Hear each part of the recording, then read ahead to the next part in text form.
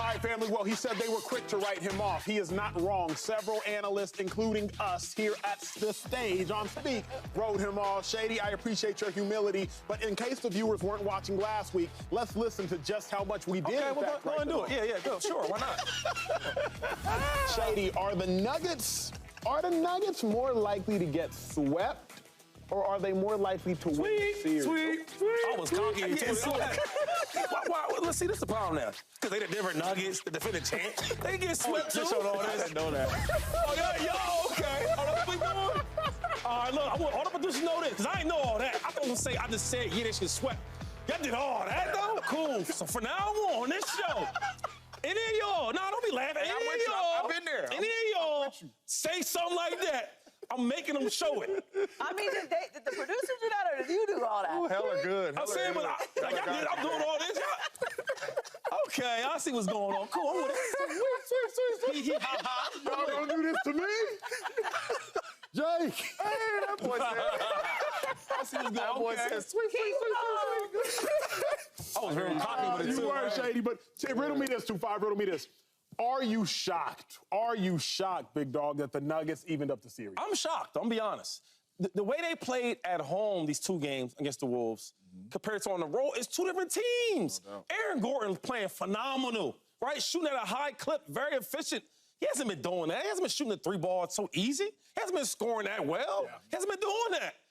Well, he's doing it now, right? And then let's go to the defensive part. I was always big on the Nuggets being like a good team, chemistry, right? The knowing what gelling together, knowing what everybody's going to be at on offense, this and that and the third, right? Pick and roll game, open shooters, Jokic seeing it, knocking the shot down. But let's go to the defensive side. Karl Anthony Towns, can you find him? Can you find him? Huh?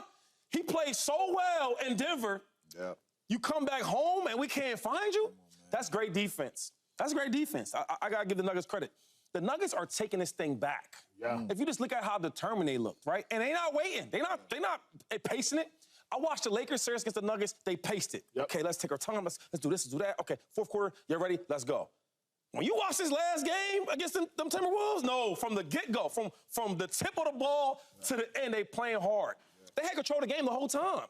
And the best thing about this whole thing is we talked about the defense of the Nuggets. We talked about Jamal Murray playing well, right? He's looking better. We talk about Aaron Gordon, but the best one is the MVP. Having a great player is a good thing to have. But having a great player that can close the game out, that's what you want. That's why you pay these guys all this money. On one side, you see Ant-Man getting paid all that money to do what he does, closing. He is closing, but they're not winning. Jokic, he had some foul trouble the other night, right? He didn't play a lot in the third quarter. Fourth quarter, came back and was dominating, though.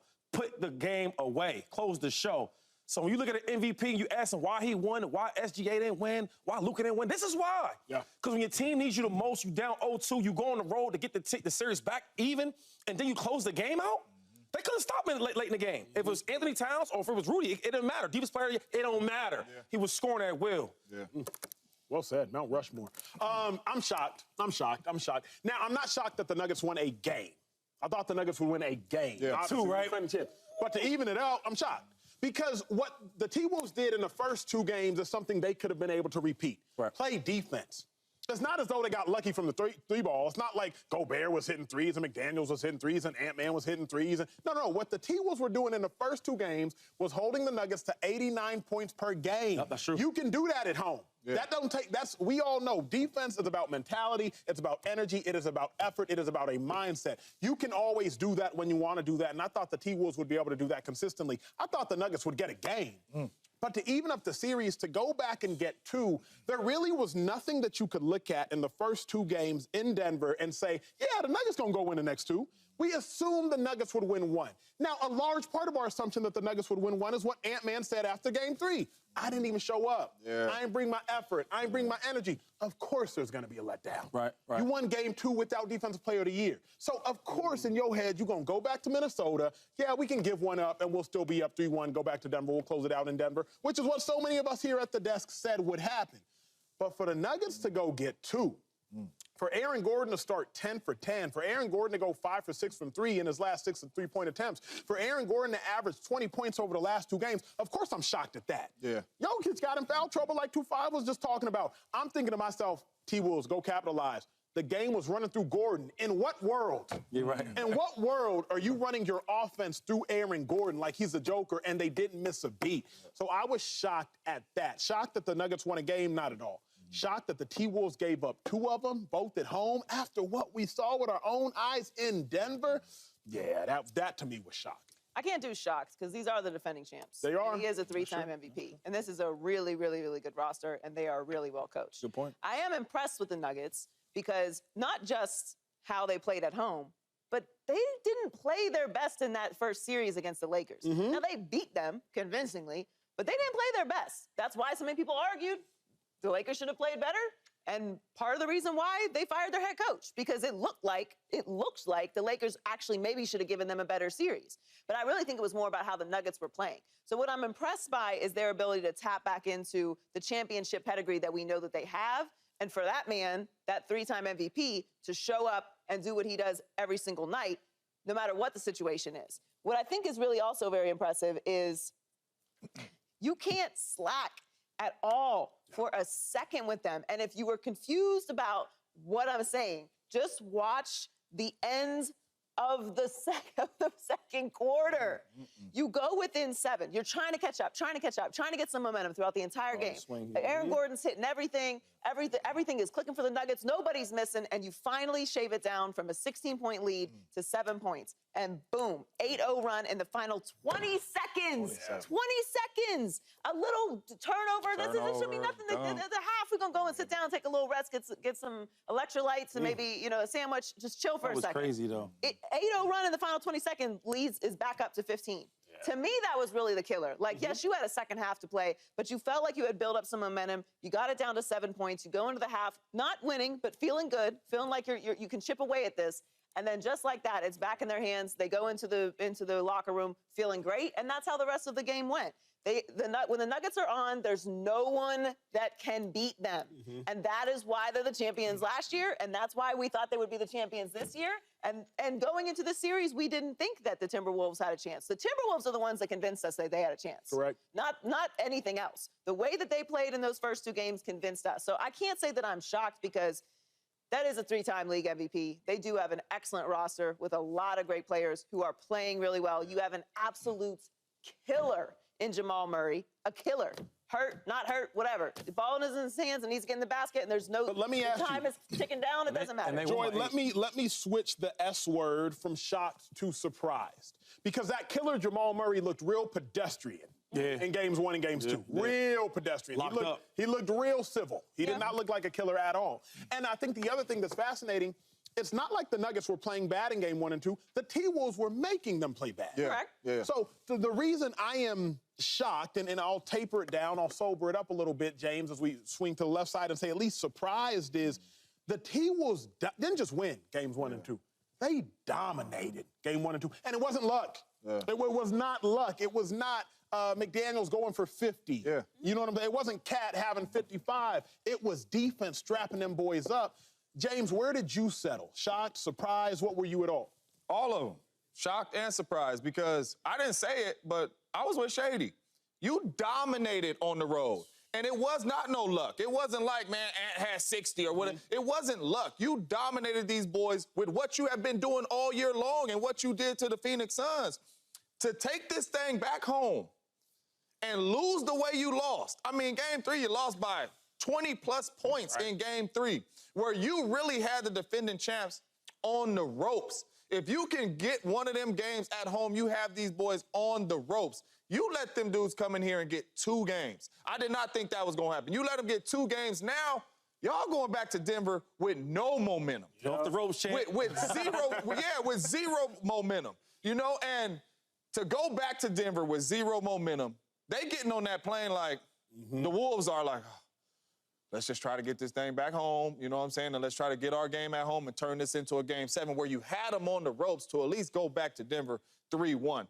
But the way you lost. Like, you can't go into a game 3, and I'm with Ant. I'm an Ant fan. I love what he said. It's on me. I ain't come. How you didn't come out here with no energy? Let me pause you there. He came with that. 2-5, I want to ask the whole table this. How disappointed are y'all in the T-Wolves? Because James Jones, I want to applaud a fish for swimming. Everybody there, man, Ant, kudos to Ant. We took accountability, took ownership after game 3. I'm thinking to myself, bro, you 22. It's only like your 8th game of the playoffs. How you already mailing it in? And then, like, thank you for telling us after the game that you mailed it in, but I'm sitting there like, I'm not going to applaud a fish for swimming. Yeah. I'm not going to applaud a 22-year-old budding superstar for owning up to being a 22-year-old budding superstar. I was a little disappointed because if you got the Nuggets on the ropes, you got to do what Shady said. You got to beat them. Choke them out. You got them like, you got their head on the ground. Stomp it out, end it. Like, I didn't even like hearing that post game. I'm not one of those ones that's like, oh, kudos to Ant. Look at the accountability. No, stay locked in. Job's not finished. You up 2-0. Put it over. Come on, he's 22 years old, Acho. Yeah. I'm not mad at it. I'm just not going to applaud. But not only that, I applaud it because we know he ain't the problem. Of course not. So but I'm just saying, like, this dude is the best player on the court these first 4 games. So for me, he's not the problem. He's just taking the accountability, putting it on him. It's a lot of people we can point at. Yeah, it's a lot of people we could point at that could play better. But my thing is you said the energy part. And even if you're speaking on yourself, how are y'all coming out with that type of energy in Game 3? You know what I'm saying? When you got the champs on the rope. I'm not saying you're going to win, but you should definitely not come out flat when you talk about energy and you have the champs on the rope. That was my only problem with it. But my thing is also, like, this is a young team that hasn't been that successful. So as much as y'all screaming about they should do this, do that, they haven't even been there before, right? You know how, now, I'm being respectful. You know how surprised they are to have the Nuggets like this? No doubt. Yeah. I don't care who it is. If you ask anybody on that Timberwolves team, if you could write what was going to happen, you could write your own script, they never would say, yo, what do you mean up 2-0 on the road and coming back home? They didn't see that. I agree. So now you going back home, which your fans going to be crazy because they haven't seen nothing like that in a long, long time.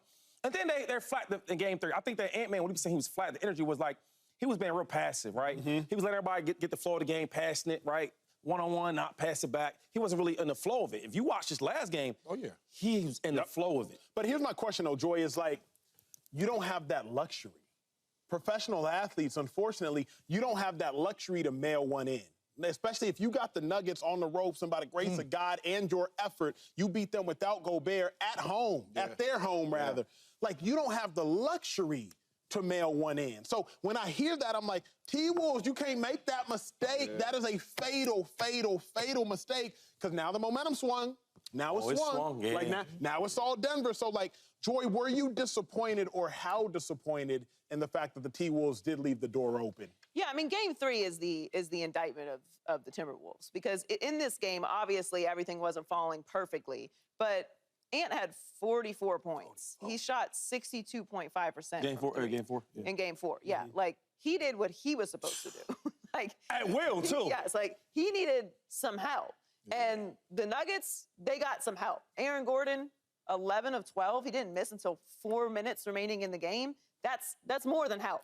So I just can't really get too crazy about Game 4 because, again, I thought they would come back 3-1. So I didn't think they were going to lose all of their games in the road and get swept. It's really Game 3 that's the issue. I hear that's you. Where I'm at. My thing about the Timberwolves is they created this expectation that we have of them in this series. They did this. If they were down 0-2 coming home against the Nuggets, I don't think anyone would be particularly surprised. Because they are a young team. They're a very good team, but they're a young team, and this is the defending champs with the 3-time league MVP. But, Joy, you know how it goes. It's like when someone shows you who they are, when someone shows you their ability, I'm holding you to that now. All of the nephews and nieces you have, Shady, the kids, et cetera, once you show me you can walk, once you show me you can run, don't be talking about carry me. So you showed me. Ant showed me that. Can we apply the same thing to the Nuggets, though?